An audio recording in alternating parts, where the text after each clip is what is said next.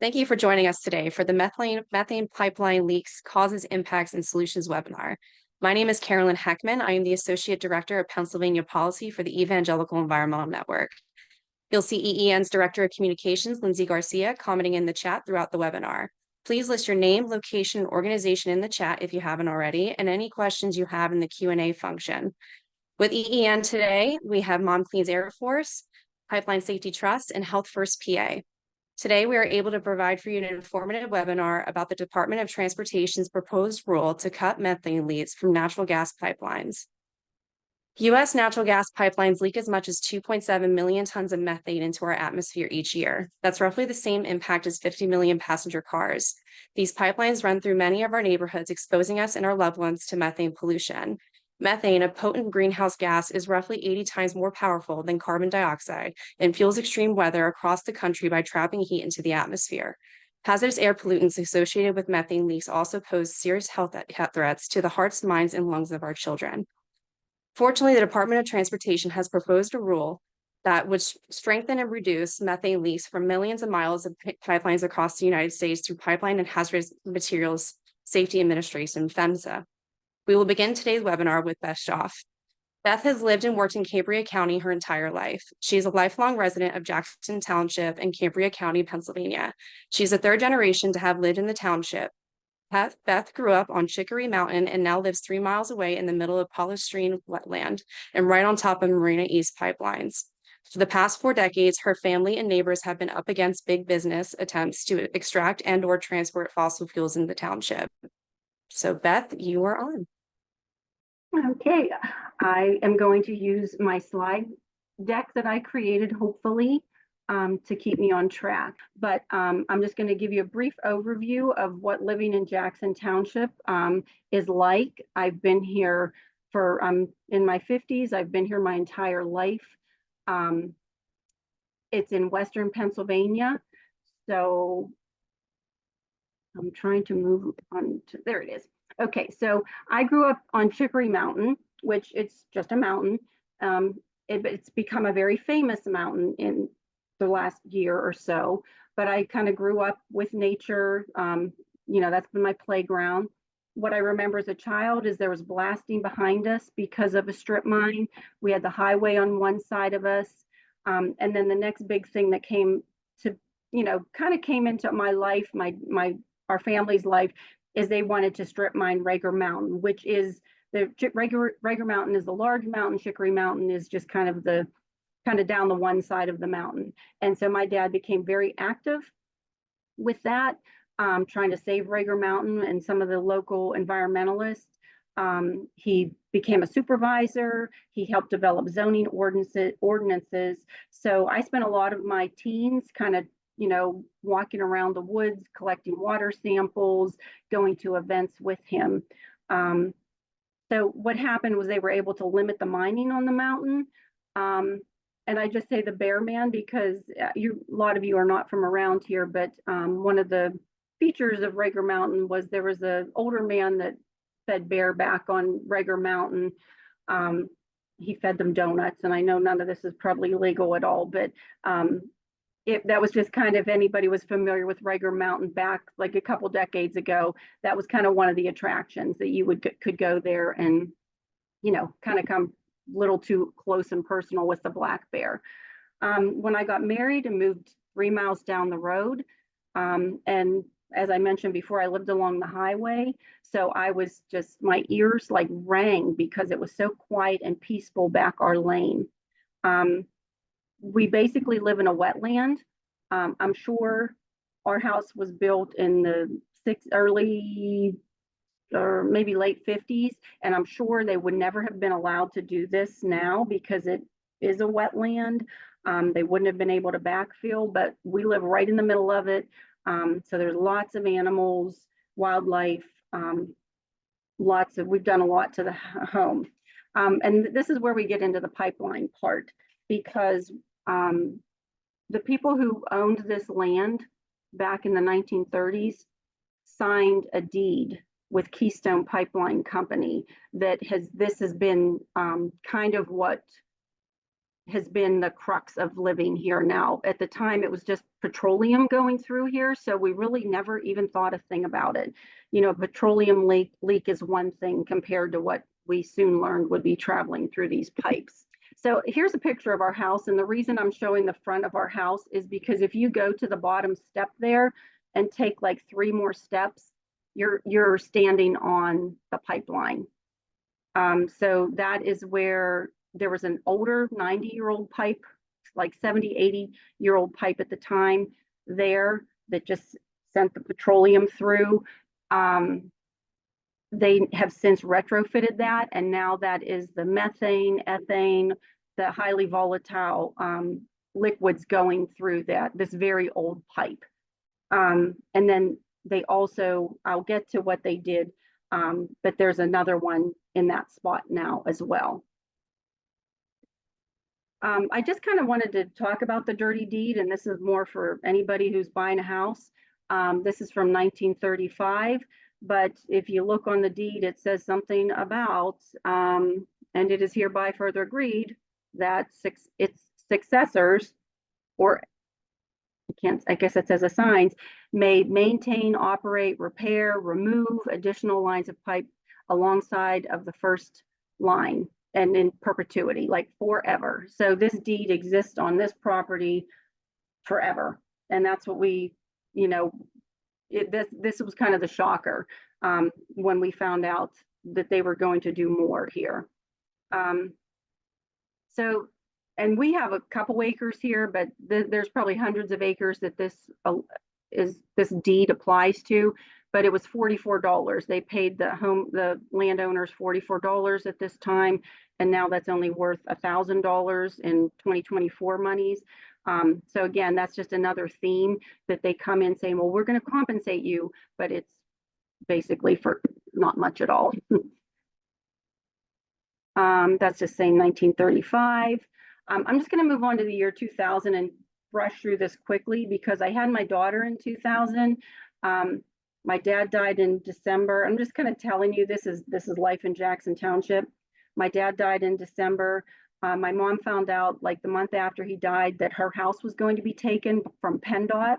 So I'm just kind of telling you what life was kind of like at the time. So we had been involved with lawyers during a period of time because of the circumstance of my dad's death, my mom having to leave the house because of PennDOT. So this is kind of all the stuff floating around in my brain. You get around 2013, still had no clue about the pipeline, really had no clue that it was any big deal. Just thought it was going to forever be petroleum and, you know, maybe a leak. So I knew to look for things on the surface of the ground. But these are my daughters about the time that we first knew that something was up. I say the creep here because what happened on this day, they walked home from school, back our lane, and there was a guy in a white car with black windows, with out-of-state license plate, creeping back our dead-end lane. And my girls like freaked out and ran through the woods, like away from this person. So I called the police. I went on high alert. You know, everything was, we were protecting our daughters. I actually ended up chasing a white car with black windows with out-of-state plates down because of this incident. And I pull up behind them and hear these two precious little old people got out of the car. And I'm like, were you on Creekside Drive? And they were like, no, we weren't. But this was the first introduction that we had to percher on, which was the land agent, because what actually ended up happening is they came then the next day. So we meet the land agent. So they, you know, they're sitting at your table. They're so friendly. And they're telling you all these things that are going to be happening in your life. And you realize that you don't have control of your life. Your property is not yours to do with what you wish. So this was when we first knew things were up. They make these kind of shaded threats, promises, whatever's going to happen. But basically what they told us is that, yep, it's coming through. It's going to be on top of the ground. We're going to put this pipeline in. that meant that it would be they would take the deck off our house, but they'd put it back on. They'd tear down my little stable that I have for my horse. Oh, but we'll board them and then we'll give you another one. They were going to remove the pond that I had like dug when my dad died. That's kind of how I dealt with my grief. I started with a shovel and started digging a pond. They were going to take that out. So that's kind of what happened. You know, that's how we got introduced to Percheron, the land agent. This is pardon my drawing. This was me, again, trying to figure out how they were putting in this pipeline and what all was going to be impacted here. So this was just my crude little drawing of, wait, here's my steps to my house right down here. I don't know if you can see my mouse. And just seeing what was going to be ravaged from them. So then I started doing all the research, and then I really found out what my life was going to consist of. My close neighbors and I cared. We were all up in arms and concerned. You go to the township supervisors, they have no idea what's going on, nor do they have anything to say or do with it. Nobody in Cambria County seemed to know or care. It wasn't until I kind of got introduced to people in Eastern PA through my research that people really kind of knew what was going on, as they had, you know, more population and more people were fighting this event. So this is just telling you the people that I've met, either willingly or unwillingly, during this process. I put the doctor there because I actually ended up at the doctor and I think it was just for a checkup, but I broke down in tears after several years of this research and having to deal with this. It was just like, whoa, what's going on? And so I just put him there because he was very helpful. Our township supervisors, again, very kind of oblivious. I would say don't care. I got a lawyer and I left a link there from my lawyer that helped us through a new right-of-way. I got involved, like I said, with people in the East with, you know, trying to stop Mariner East. People that came onto our property, like you drive down the lane and there'd be people in your yard and everything. We finally put a stop to that, you know, with the land agent said, no, we need to know in advance who's going to be on our property. But we met environmentalists who were studying the Indiana bat. A lot of people from Texas were on the property. So when they say that it's creating jobs, it's not creating jobs. There was wetland people who were saying to me, like, I don't even know how they could do this, how they can do an open dig across this wetland. So like all the people we met weren't bad people, they were environmentalists, but it was all up to interpretation through energy transfer then. Surveyors, this is a side story. My children were like appalled or scared when there was a couple surveyors right outside our door, like slashing at all of our trees because it was in their line of sight. I say the realtor, I met a realtor because I just thought, you know, I have to get out of Dodge. Can't live like this. I still feel that way because it just keeps getting worse. Met, you know, had a lot of people, called DEP a lot. Now in contact with the Attorney General because they, during the dig, they destroyed our well. And just a lot of different environmental groups in this process. So what the attorney did is you can kind of see on there, during the dig, then they found out couldn't be an open dig. They couldn't just go across the surface. They had to do a hydraulic one, which was underneath. And you'd think, oh, well, that's better, but that ended up not being great either. So in our new right-of-way, we asked them to test the water during drilling. There also they're limited to 2 pipes in this area, but what happened is they got the first pipe in and they really destroyed the water in this area. So they weren't allowed to put the second pipe in. The second pipe now is like a quarter mile away. So our house now sits between 2 of the pipes. Here's just a little information. You can see what horizontal directional drilling is if you're interested. But again, remember, we lived in a wetland, so our water table was super high on a good day, on a normal day. So this is what was going on from around our house because there's a stream, wetlands, and a road. So what ended up happening when they did the HDD was inadvertent returns. So they use bentonite and water to like kind of lubricate the drill. And so what ended up happening, the returns start coming. And so it's just this sheeny, shiny stuff that, you know, just would kind of erupt in the middle of the yard. Here's just a picture of our stream. And what this picture shows is like on the left is a little puddle that the returns didn't get into. That's the normal water.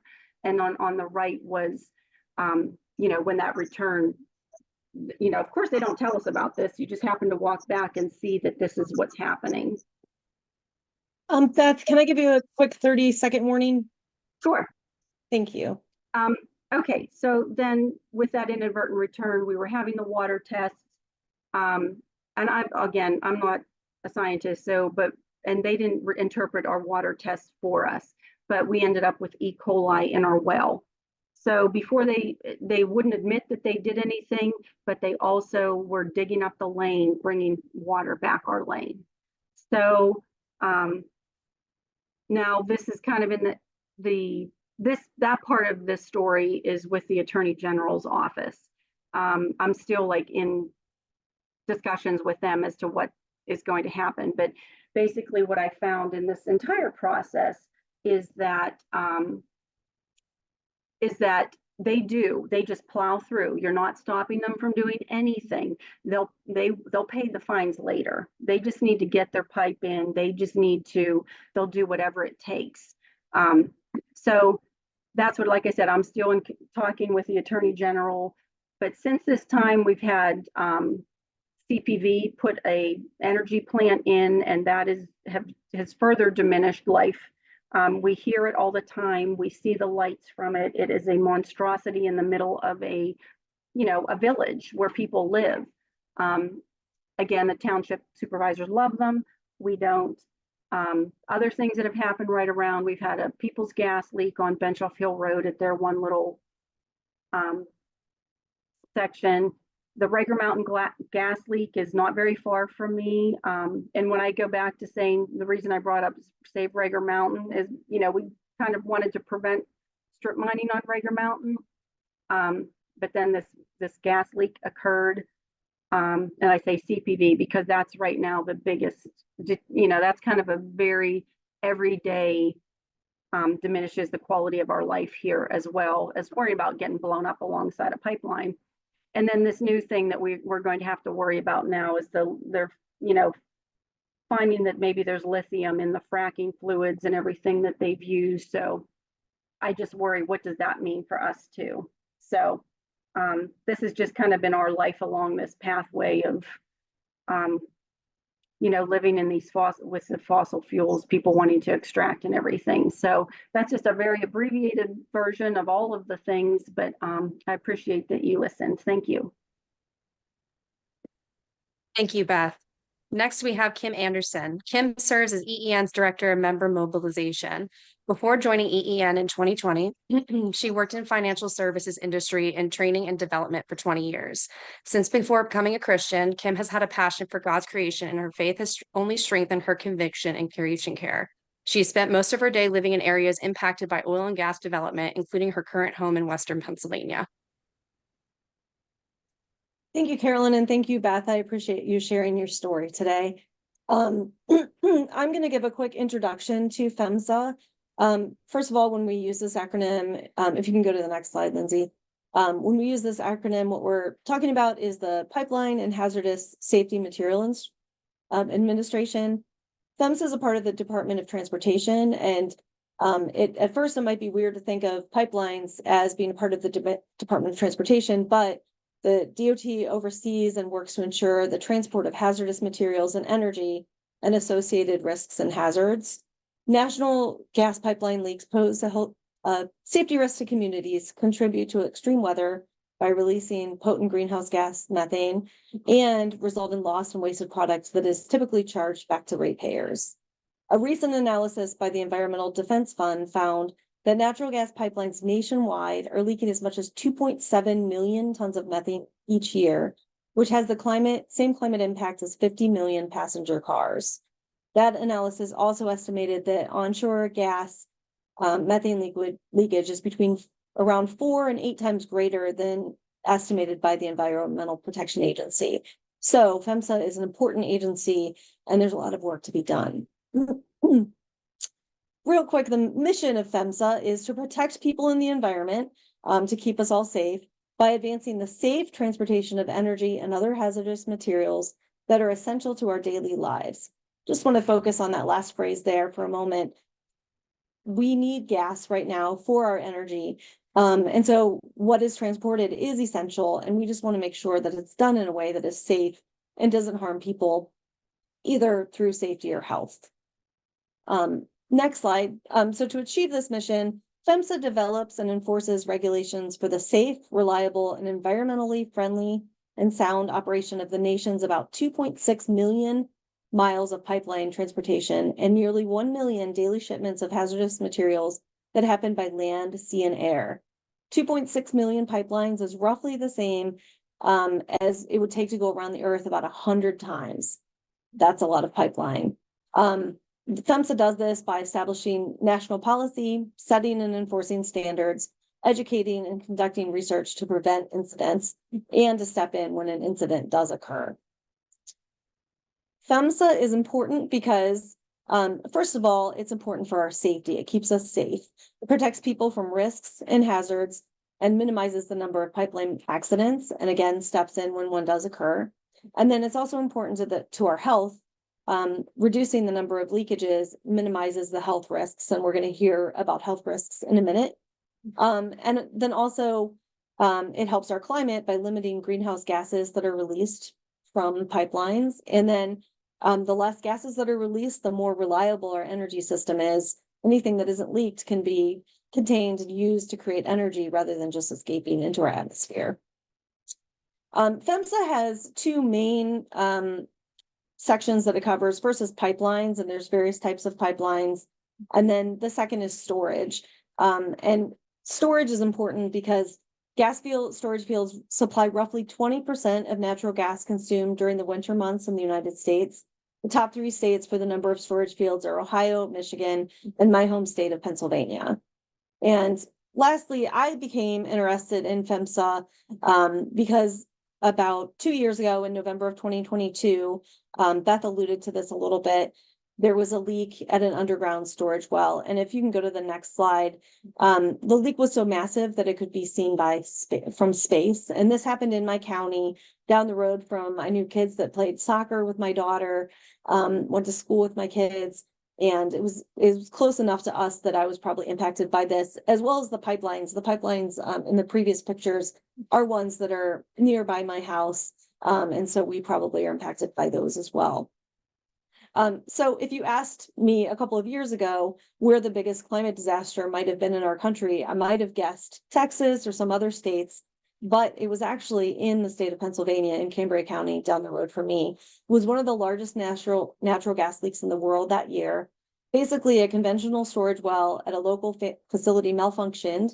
And I like to think of it as like a pressure cooker, an Instant Pot, when you release the valve and all the steam escapes, except in this case, what escaped was methane and other toxins.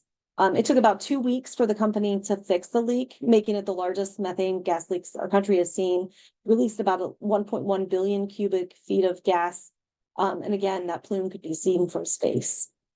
During the time period, local residents reported things like headaches. If they went out to walk their dog, it was difficult to breathe, or they would cough, especially when they tried to get outside in the fresh air. Fortunately, it was November, so people were inside a little bit more than they would have been.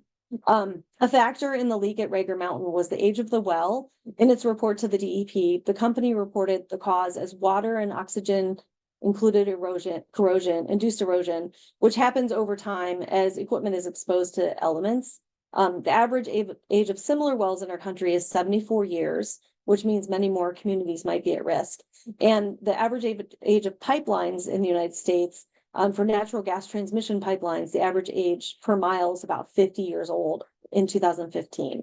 So, you know, this infrastructure is aging, and it makes it all the more important why we want to pay attention to it. PHMSA does cover underground storage wells as well, but they've said that in this rule that Haley's going to talk about in a little bit, that they're not planning to strengthen that. And I'm really hoping that they will hear about this incident and that they will do so. Thank you. Thank you, Kim. Next, we have Rachel Meyer, the Ohio River Valley Field Organizer for Moms Clean Air Force. She's particularly concerned with the threat of petrochemical buildout as companies use the region's natural gas for the manufacturing of goods such as plastics. As an educator with a master's in environmental education and a mom, Rachel cares greatly about the health of our children and is dedicated to the work that repairs our relationship with the natural world so that they may have a better future. Rachel, go ahead. Hi, everybody. Looks like my screen share is loading. There it is. Okay, I hope everyone can see that now. So thank you. Yes, I am with Moms Clean Air Force, and I'm actually here today in place of Vanessa, who sort of at the last minute had an unexpected situation and could not be here. So I have her presentation. And I will do my best to share it with you all. Moms Clean Air Force is, our mission is to protect children from air pollution and climate change.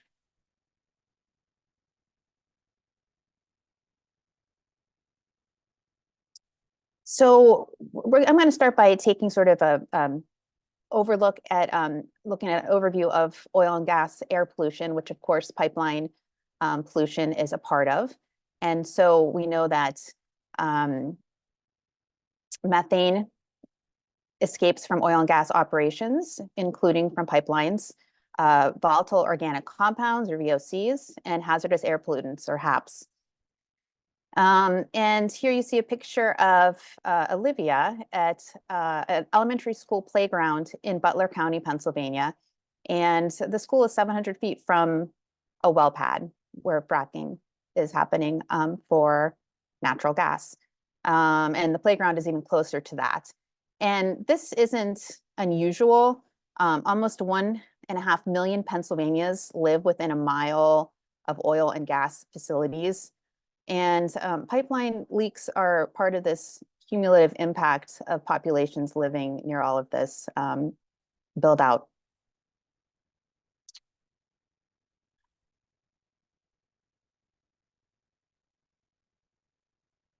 So we mentioned methane. It is a powerful greenhouse gas that's responsible for 25% of our current climate change. It's over 80 times more potent than carbon dioxide over a 20-year period.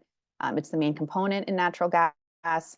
And then there's the volatile organic compounds that can affect health and include one that's you often hear about, benzene, which is known to cause cancer. VOCs contribute to ground level ozone as well, or you may hear that called smog, and that can cause asthma attacks and other respiratory problems. Here you see a map from near where Vanessa lives, and you see again the proximity of a well pad where they are fracking for natural gas, and a park where children play, and the middle school. As far as the methane, we know, as was mentioned, that in the US alone, the natural gas pipelines leak as much as 2.7 million tons of methane into our atmosphere each year. And here are some photos from, again, where Vanessa lives, but this is infrastructure you would see around anywhere where there's oil and gas operations. You can see some tanks near a fracking pad. Those tanks may have some condensate from the natural gas in there and maybe storing that. You see a pipeline, see an area cleared for a pipeline. There's also pigging stations along the pipelines, which is an area that a lot of pollutants from the natural gas can escape. The pigging stations, they open up the pipelines and insert like a capsule. You could kind of say it's like a big bullet that goes through the pipelines to clean them out. And they also can do blowdowns there where they're just releasing some of the natural gas, releasing some of the pressure, which they would also do at a compressor station, perhaps, where they're pressurizing the gas.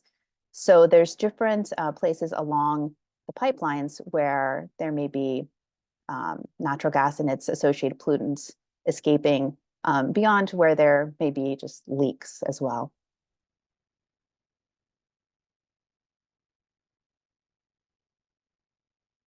And here I just put in a picture of where I live. I'm in Beaver County, Pennsylvania. So I'm in the Township of Independence, and that's what's highlighted here, that sort of diamond. And the purple lines represent the pipelines going through our township.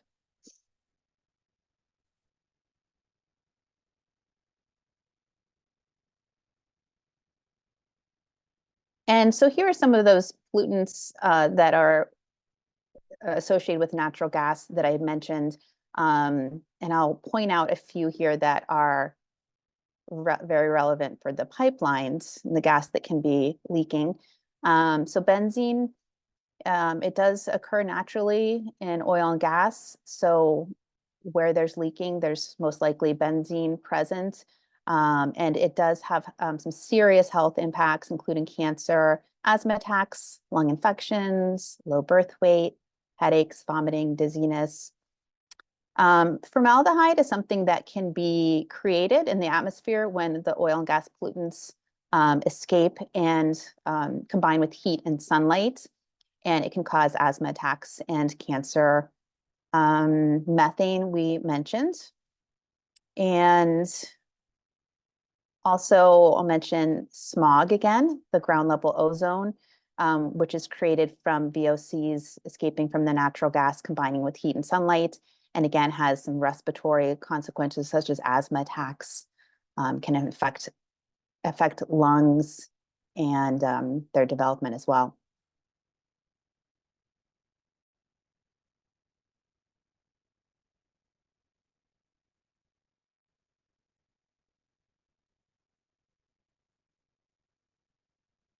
So there's some really troubling outcomes for babies when pregnant women are exposed to oil and gas pollutants.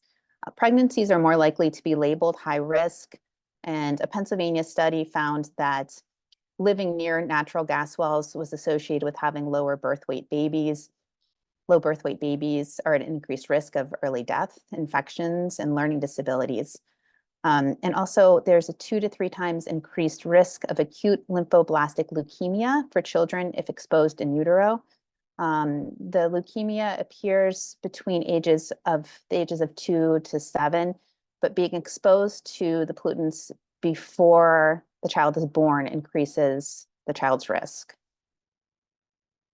And then some other general health impacts include contributions to asthma attacks, again, respiratory illness, neurological disease, blood disorders, heart disease.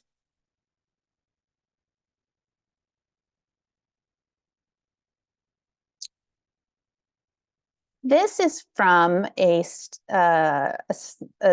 research on the hazardous air pollutants that come specifically from pipelines, from the natural gas going through pipelines.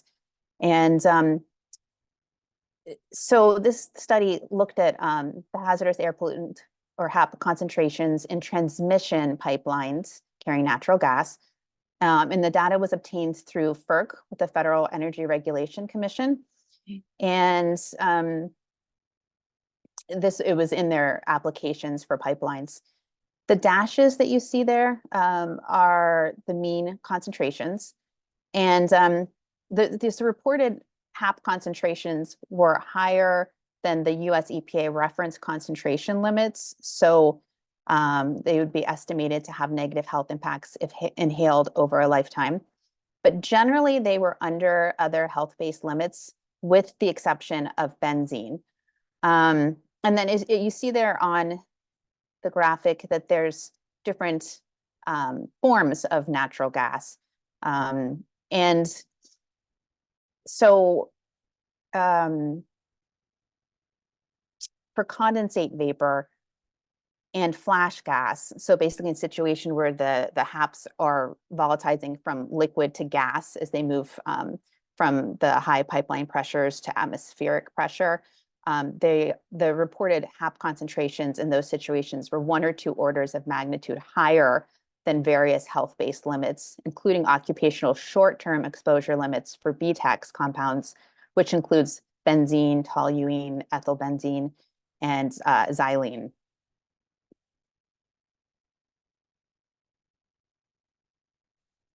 And then there's the, here's another video, so I suppose this won't work. So the gist of it is that there was an explosion from a pipeline that had a leak, and when it exploded, it did burn down a house. The entire street, had to be evacuated. It was at 4 a.m. in the morning. It took down 6 transmission power lines. Fortunately, no one was injured or killed, but that certainly could have happened. There was a horse that was a little bit burned. The impact of this, beyond that it was a huge safety issue, has to do also with mental health, because, some of the people who live there, who I know, are still traumatized from this event, being woken up in the middle of the night to, the sky being on fire in this large explosion and very dangerous situation.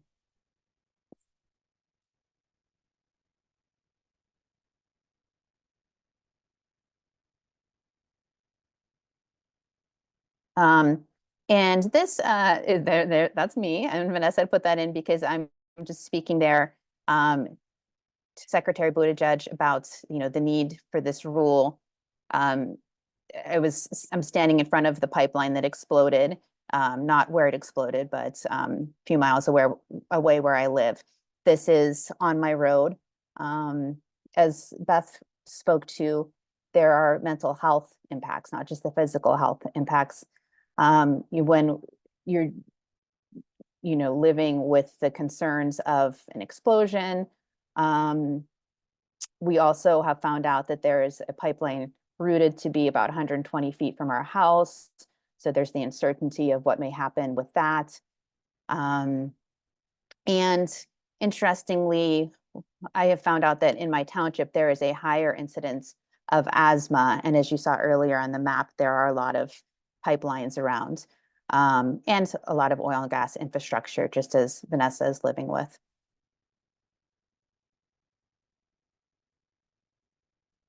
So a little bit more on frontline mental health.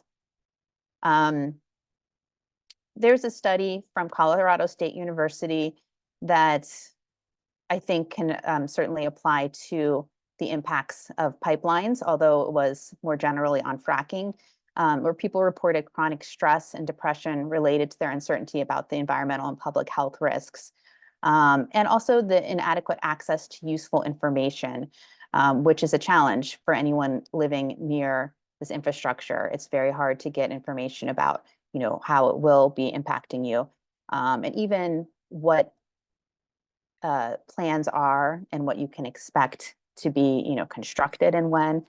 So all of that, of course, adds to stress.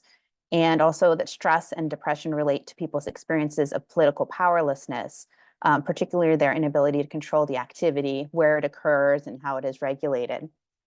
And then there was a recent research article that found a similar thing that was specific to pipelines, that public participation opportunities offered by regulatory agencies for pipeline certification in this situation caused psychological distress in public participants who felt powerless.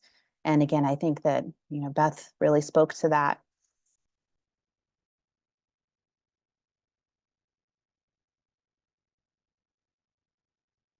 And then there's the climate change impacts. We know that methane has a huge influence over climate change. And this has both health impacts and physical health impacts and mental health impacts. In Pennsylvania, probably the flooding, the heat island effect, and the impact of ticks are the biggest concerns at this time. Here you see the actual health consequences of climate change. Things like respiratory disease, asthma attacks, worsened allergies, cardiovascular disease, heat-related illnesses, Lyme disease from the ticks, malnutrition, the mental health impact,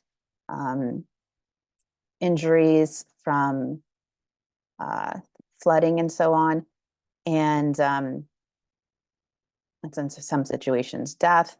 And then I would also add preterm birth. We know that occurs more often in extreme heat situations. So we have less leaks with the pipelines and hold oil and gas operators accountable for their pollution.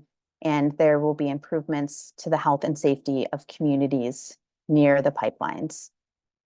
And we will cut climate pollution to protect our children's future.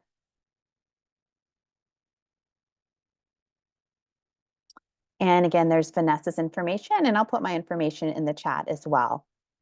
Thank you. Thank you, Rachel. Our next speaker is Haley Duncan, who joined the Pipeline Safety Trust in October 2023 as the organization's policy advisor. She focuses on integrating climate and safety policy advocacy. Haley previously worked as the campaign manager at the Sierra Club's Beyond Dirty Fuels campaign and worked at Mom's Clean Air Force for 2 years before that. Haley attended Texas A&M University with a Bachelor of Science in Geography with a minor in GIS and a Master's in Public Administration with a concentration in Environmental Policy. Haley, you're on. Thank you for that introduction, Caroline, and happy to be with everyone today. So I'll give a quick background about the Pipeline Safety Trust's mission. We're a nonprofit organization that promotes pipeline safety through education and advocacy to increase access to information. And we work largely with partners that include community members, other safety advocates, the government, and industry, all to result in a safer climate and communities. So if you're familiar with the Pipeline Safety Trust at all, you might know that historically our work has focused on providing technical assistance and on the aspects more along the physical attributes of pipelines. So things like what's the depth that a pipeline should be buried at to be safe for communities? What's the appropriate materials that pipelines should be made of? But as our work has expanded and our team has expanded and the climate crisis has really come into view, we've really begun to recognize the interconnectedness of pipelines and the impacts that they have on the climate and health and safety. So we at the Pipeline Safety Trust like to define safety as keeping all product in the pipeline. And we also recognize that by reducing methane emissions, there will be an immediate impact to the climate. And that will also be all getting ourselves closer to that goal of a just energy transition. So we've already heard a lot about PHMSA and the impacts of methane, but I did just want to make sure that we're all starting from kind of a similar knowledge place about exactly what do gas pipelines look like in the U.S. What do they, where are they? And so currently in the U.S. there are three different types of pipelines. So you can see here in the graphic on the top left, gathering gas pipelines are those that bring gas directly from where it's being extracted from the earth to a place that is going to process it for later end use. And the next type of pipeline that you can see there kind of in the middle is transmission lines. So these are the pipelines that transmit or kind of bring gas longer distances and bring them closer to the sources that they're going to be used in. And then finally, distribution lines are kind of the lines that you can think of as the smaller lines that are often, buried under your neighborhood, buried under your in your neighborhood that bring gas directly to your house or to the restaurants for heating needs and for cooking. So as you can imagine, and we heard before that there are 2.7 million miles of gas pipelines in the U.S. That's a lot of pipelines, and they differ greatly in where they're located, and they also differ in how they're operated, and they differ in the risks that they pose. We heard a bit about methane emissions, so I'll go quickly here, but again, just to reiterate, gas pipelines are estimated to pollute about 5 million tons of methane per year. And recent research from EDF has found that the estimates that EPA puts out every year could be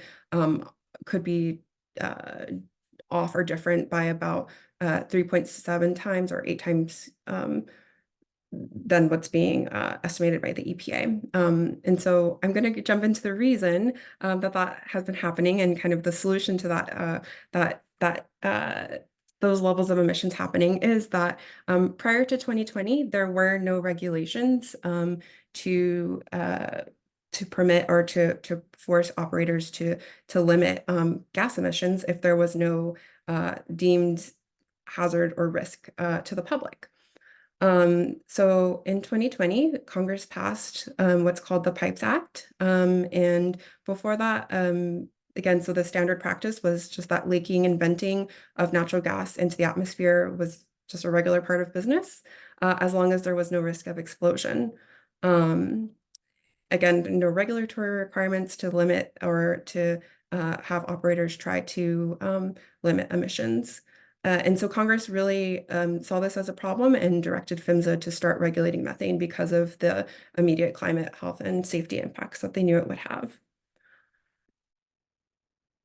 So quickly, I'll just give an overview of what Congress was directing PHMSA to make a rule about. There's 2 main sections of that. So Section 114 that I'll focus on first is to minimize those intentional blowdowns that we heard Rachel talking about earlier. So operators, when they choose to just release methane into the into the atmosphere, rather than doing something like capturing it or recondensating it. And then Section 113 of the Pipes Act focuses on finding and fixing methane leaks along those 3 million miles of pipeline. And so this really focuses on getting PHMSA to create directives for how operators should create programs to find these leaks. So moving on, just to give a quick timeline of this rule and where it's been. So in 2020, of course, Congress gave PHMSA this directive. It took them 3 years from there until May of 2023 to come out with their notice of proposed rulemaking, to announce this notice of proposed rulemaking. And then something that's a little bit unique about PHMSA is that they are required, because of the technical aspects of their rules, to have advisory committees made up of members from the public, members of industry, and members that represent government groups or that represent other government groups, excuse me. And so those technical groups meet to give PHMSA feedback about their rule. And so there were 2 meetings held, one at the end of last year, and then one just recently in April. And so since those meetings took place, PHMSA can now officially go back and do the finalizing work of this rule, and they are expected to be finished by January of 2025, which seems far off now, but we will get there. And hopefully maybe we can pressure and give a little bit of advocacy to get us there quicker. So I mentioned that this rule is directing PHMSA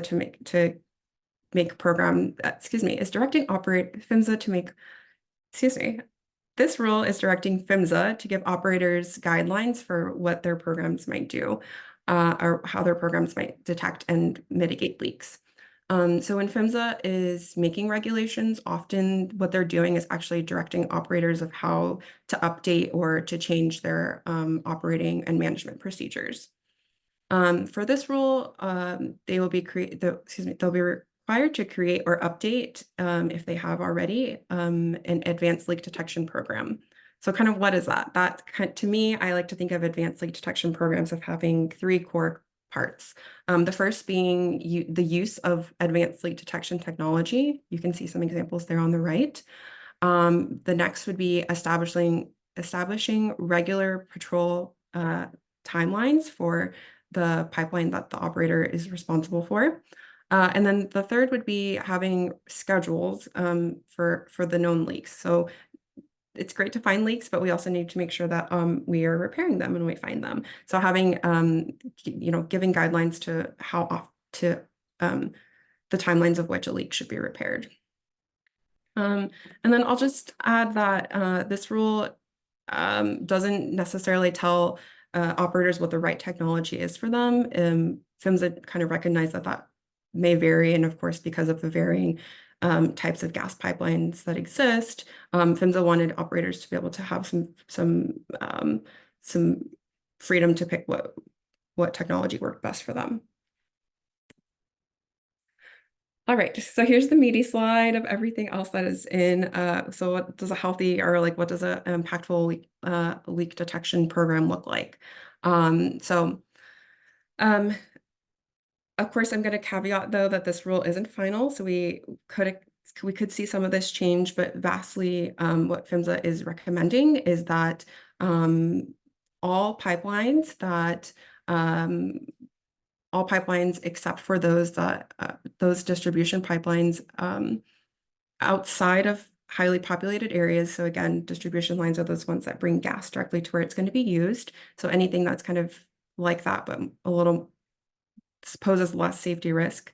So the vast majority of all pipelines will be mandated to be have a leak survey done on them every year. And then those, again, distribution lines that are outside of business districts would be required to have surveys conducted every 5 years. Additionally, this rule also reduces the amount of time that operators have to fix leaks once they're found. And largely, I'll just say that this rule also is important because it's extending the amount of miles that are being regulated or that are being monitored. So you can see there that 70,000 new miles of gathering lines are now being rolled into, are now being required to be monitored and rolled into advanced leak detection programs by operators. All right, I know that was a mouthful and a lot to digest, and hopefully you feel like you are an expert now in the advanced leak detection rule. I wanted to end with giving some areas that might be, what can you expect next for this rule, and areas that might be great for advocacy. So first, again, this rule is expected January of 2025, but as we've seen, PHMSA has been working on this rule for nearly 6 years. It will be nearly 5 years when the rule is published, if it's January of 2025. And so we've seen a lot of advocates pushing for PHMSA to complete this rule quicker than that. In April, a couple months ago, I joined a group of advocates along with Moms Clean Air Force and others to deliver petitions to the agency. And I know that EEN also has their petition live as well to sign. And this is just really pressuring the DOT to quickly finalize the rule. And then I'll just say PHMSA is an agency that it requires reauthorization from Congress. They are currently going through that process now. The House committees that are responsible for PHMSA have already passed their versions of bills. And then right now the Senate is working to complete a bill that they would pass and then conference with the House versions. And I will just say that we are hearing from members that unfortunately the PHMSA reauthorization is kind of stuck in the queue of priorities right now. We're hearing that things like FAA reauthorization and the Coast Guard have taken priority. So again, if you talk to your member of Congress, you might just let them know that pipeline safety is important and that PHMSA needs to be reauthorized. And with that, I will end my presentation. Thank you, Haley. Thank you all to our wonderful panelists for this awesome webinar. We're at time, so we are going to end, but if you have any questions, please follow up with us and we will answer those questions after the webinar. Thank you so much again and have a great day.